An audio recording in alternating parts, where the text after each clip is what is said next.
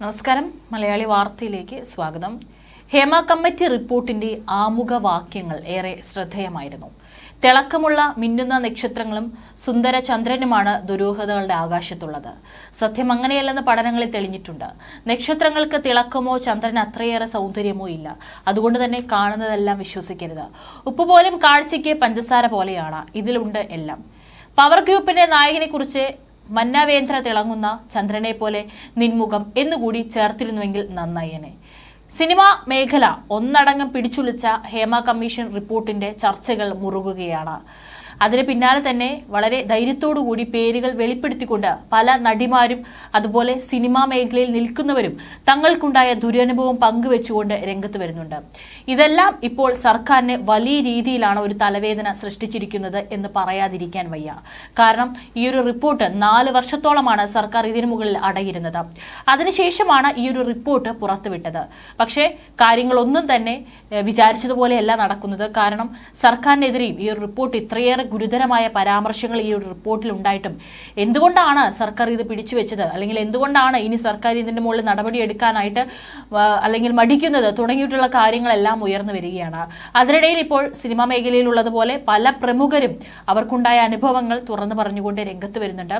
ഇപ്പോൾ ഈ ഒരു ഹേമ കമ്മീഷൻ റിപ്പോർട്ടിൽ ചർച്ചകൾ മുറുകുന്നതിനിടെ കൂടുതൽ വെളിപ്പെടുത്തലുമായി അധ്യാപകയും സാമ്പത്തിക വിദഗ്ധയുമായ ഡോക്ടർ മേരി ജോർജ് രംഗത്ത് വരികയാണ്. 1980കളിൽ നടന്ന ഒരു സംഭവമാണ് ഇപ്പോൾ വെളിപ്പെടുത്തിയിരിക്കുന്നത്. ഒരു പ്രമുഖ നടൻ വില കൂടിയ കാറിൽ വന്ന് വിമൻസ് കോളേജിലെ പെൺകുട്ടികളെ കൂട്ടിക്കൊണ്ടു പോകുമായിരുന്നു എന്നാണ് മേരി ജോർജ് വെളിപ്പെടുത്തിയത്. താനല്ല ഇത് കണ്ടതെന്നും സഹ അധ്യാപകർ അടുത്തിടെ ഹേമ കമ്മീഷൻ റിപ്പോർട്ട് ചർച്ചയായപ്പോഴാണ് തന്നോട് ഇക്കാര്യത്തെക്കുറിച്ച് സംസാരിച്ചതെന്നും മേരി ജോർജ് വ്യക്തമാക്കി. താൻ ഇക്കാര്യം കണ്ടിരുന്നെങ്കിൽ അന്നായാലും ഇന്നായാലും ആ സമയത്ത് തന്നെ പ്രതികരിക്കുമായിരുന്നുവെന്ന് അവർ പറയുകയുണ്ടായി. ഏതായാലും ഇപ്പോൾ നടത്തിയിട്ടുള്ള വെളിപ്പെടുത്തലാണ് ഏറെ ചർച്ചയാകുന്നത്. കൃത്യമായിട്ട് എല്ലാ ദിവസവും വലിയ വില കൂടിയ ഒരു കാർ വന്ന് ഗേറ്റിന്റെ പുറത്തു നിൽക്കുകയും അപ്പോഴേക്കും ചില കുട്ടികൾ വണ്ടിക്കകത്തേക്ക് കയറി പോവുകയും ചെയ്യുമായിരുന്നു. അങ്ങനെ സ്ഥിരമായി സംഭവിക്കാൻ തുടങ്ങിയിട്ടുണ്ട് എന്ന കാര്യം മനസ്സിലാക്കി. കുട്ടികൾ പറഞ്ഞാണ് ടീച്ചർമാർ ഇത് അറിഞ്ഞത്. അതോടെ ടീച്ചർമാർ ഇത് നിരീക്ഷിക്കാൻ തുടങ്ങി. മേരി ജോർജ് പറയുന്നു. അങ്ങനെയാണ് ഇത് സത്യമാണ് സംഭവിക്കുന്നുണ്ട് എന്ന് മനസ്സിലാക്കിയത്. ഇതോടെ അവർ നേരിട്ട് ഇടപെടുന്നതിൽ നല്ലത് പ്രിൻസിപ്പൽ വഴി ഇടപെടുന്നതാണ് നല്ലതെന്ന് വിചാരിച്ച് പ്രിൻസിപ്പലിനോട് പറഞ്ഞു. അങ്ങനെ വാച്ചർമാരെ കൊണ്ട് നിരീക്ഷിക്കുകയായിരുന്നു. ഇതോടെ കൃത്യമായി വരുന്നത് ആരാണെന്നും പോകുന്ന കുട്ടികൾ ഏതൊക്കെയാണെന്നും കണ്ടെത്തി. മേരി ജോർജ് തുടർന്നു. അതൊരു വിമൻസ് കോളേജാണ്. ആരെങ്കിലും ഒരാൾ പ്രതികാര ബുദ്ധിയോടെ എന്തെങ്കിലും ഗുരുതരമായിട്ടുള്ള കാര്യങ്ങൾ ചെയ്താൽ അതിന്റെ പ്രത്യാഘാതം വളരെ വലുതായിരിക്കും.